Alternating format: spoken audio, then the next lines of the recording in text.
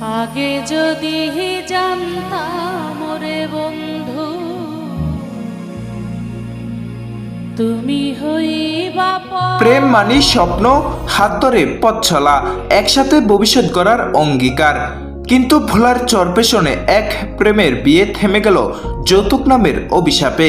চুয়াডাঙ্গার বেলগাছি ইউনিয়নের ৮ নম্বর ওয়ার্ডের আশরাফুল হকের মেয়ে মিথিলা খাতুনের সঙ্গে ভোলার চরপেশন উপজেলার চর মাদ্রাজ ইউনিয়নের ৩ নম্বর ওয়ার্ডের ইমন নামের এক যুবকের সাথে পরিচয় হয় সামাজিক যোগাযোগ মাধ্যমে।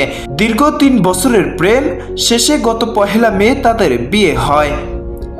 বিয়ের পর প্রথম ৩ মাস ছিল সুখের সংসার, কিন্তু অচিরেই পাল্টে যায় চিত্র।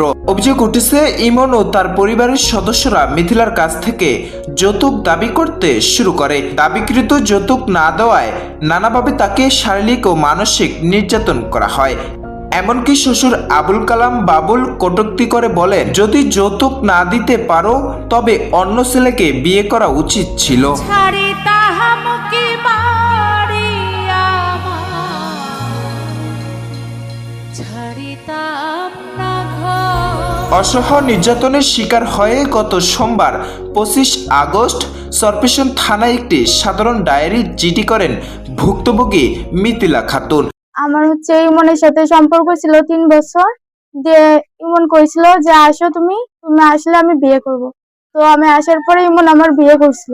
করার পরে আমার এখানে বিয়ে হয়েছিল সবাই পারিবারিক ভাবে। তো আমার দাদি মারা গেছিল, এই জন্য আমি এগুলো মনে করেন ও ১২ তারিখে যাওয়ার কথা ছিল। আমার দাদি মরে গেছে, তা গিয়ে ১১ তারিখে ও ১২ তারিখে যাবে, এই জন্য আমি ওকে মানা করছিলাম। তো তো এইটা নিয়ে আমার সাথে গ্যাঞ্জাম, এই জন্য আমাকে ফোন টোন ব্লক করে থাকে, কোনো কথাবার্তা বলে না। আমি যেভাবে হোক ফোন দিই, ধরে না। খালি কয় যে আমার এখানে আসতে হলে যে কি ৫ লাখ টাকার বাইক, তারপর কি চেন, আংটি, ফার্নিচারের জিনিস নিয়ে আসবি, নাইতো আসবি না। এলাকাবাসীর অনেকেই জানিয়েছেন, দীর্ঘ প্রেমের পর গড়ে ওঠা এই সংসার যেন ভেঙে না যায়। তাদের প্রত্যাশা ইমন ও মিথিলা আবারও মিলেমিশে সংসারের জীবন চালিয়ে যাবেন। আমিও একটা মেয়ে, যে মেয়েটা আমাদের দেশে আসছে সেও একটা মেয়ে। আমি চাই ওই মেয়েটা ভালোভাবে সংসার করুক বা ভালোভাবে থাকুক। আমরা সবাই এটাই চাই। যৌতুকের জন্য একটা মেয়ের সংসার ভেঙে যাক, সেটা আমরা চাই না। একটা মেয়ে, এ দেশে হাজারো মানুষের মেয়ে আছে, ছেলে আছে, এ ধরনের কুলাঙ্কার আচরণ করা এবং বলা এটা সঠিক নয়। সঠিক বিচার প্রশাসন করে, এটাই আমাদের অনুরোধ এবং এলাকাবাসীর কথা। মাসের ১ তারিখে মেয়ে ছেলের সাথে এই বাসায় আসে। আসার পরে মেয়ে মাগরিবের টাইমে চরপেশন বাজারও নামছে। ইমন সেখান থেকে রিসিভ করছে ছেলে রিসিভ করার পরে মেয়েকে ঘরে আনছে। বিয়ে শাদী হওয়ার পরে আমরা সবাই চলে গেলাম, ওগো সবারে বুঝে হুনে বাসায় রেখে গেলাম আমার বাসার পাশে।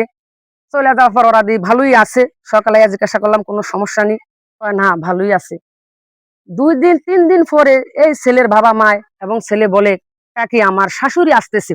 কোথা থেকে? ওই জায়গা থেকে। তোমরা ফোন দিছো? হ্যাঁ আমরা ফোন দিছি, ওরা মেয়ে দেখতে আসে। মিট হয়েছে ওদের সাথে? আসলে আর 2 মিট হইবে, আমি তো ফোনে বলছি। এমন আবার বলছে আমার শাশুড়ির সাথে তো আমার লগে আগেরই কথাবার্তা শেষ। ৩ বছর রিলেশন তার মেয়ের সাথে করছি, তার সাথেও আমার কথা হয়েছে। তো ভালো কথা বাবা, তোমরা যদি মিলে যাও ভালো কথা।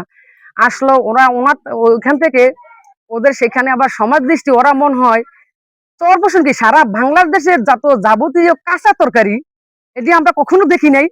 কাঁচা তরকারি ওরা নিয়ে আলো মনে ২০,০০০ টাকার কাঁচা তরকারি, প্রতি কেজি থেকে ডিজেলের থেকে ৫ কেজি করে কাঁচা তরকারি, এর সাথে ৫ কেজি শিং মাছ, এগুলা মিষ্টি অনেক কিছু নিয়ে আম বস্তা ভরা নিয়ে আসলো।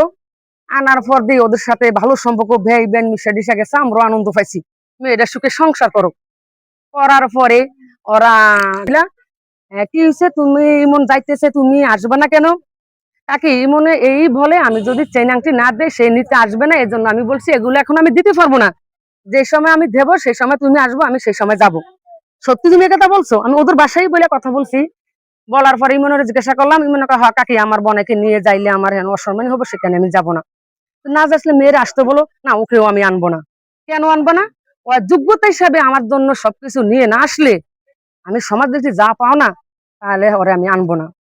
আমার সাথে ইমনে এটা বলা হলো। বলা হওয়ার পরে ওই মেয়ের সাথে এখন অনেক ধরনের এমন ভাবে কঠোর কথা নিয়ে ওরা ঝগড়া করতেছে। এগুলা আপনারা যদি জানতে চান, মোবাইলে রেকর্ড আছে মেয়ের। এই সত্যের পথে আমরা আছি। মিথ্যা নিয়ে আমরা কিছু করতে চাইলে সেটা আমরা করতে, কোনো সিনিয়র নেতা হোক যেই হোক, কাউকে আমরা করতে দেব না।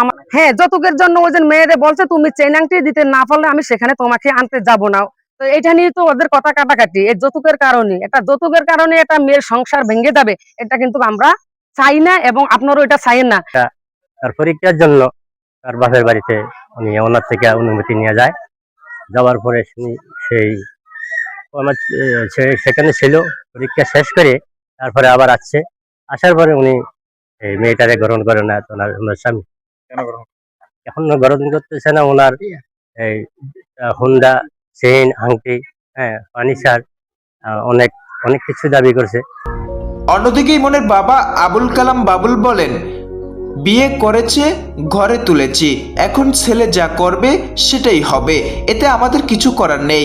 ছেলে প্রেম করে বিয়ে করে আনছে, আমরা সাদরে ঘরে উঠেছি। ঘরে উঠার পরে 15-20 দিন ছিল বা না 23 দিন, তারপরে বেড়াইতে গেছে। বেড়ানোর পরে 3 মাস ছিল মনে হয়। 3 মাসের মধ্যে আমার সাথে কোনো একদিনও মোবাইলে বউ কথা বলে নাই, বেইনও বলে নাই, বেইও বলে নাই। ছেলে আইছে হঠাৎ আচুক করে ছেলে বলছে যে আমার বউ রাখবো না। ছেলে ভালো জানে কেন রাখবো না, কি আশা বিষয় ছেলে ভালো জানে। আর স্বামী ইমন দাবি করেন, আগে প্রেম করে বিয়ে করেছি, এখন আর ভালো লাগে না, মেয়ে খারাপ, তাই ছেড়ে দেব। চরপেশন থানার ওসি মিজানুর রহমান হাওলাদার বলেন, অভিযোগ পেয়েছি, তদন্ত করে আইনগত ব্যবস্থা নেওয়া হবে। Saiful Islam Sunny, news desk.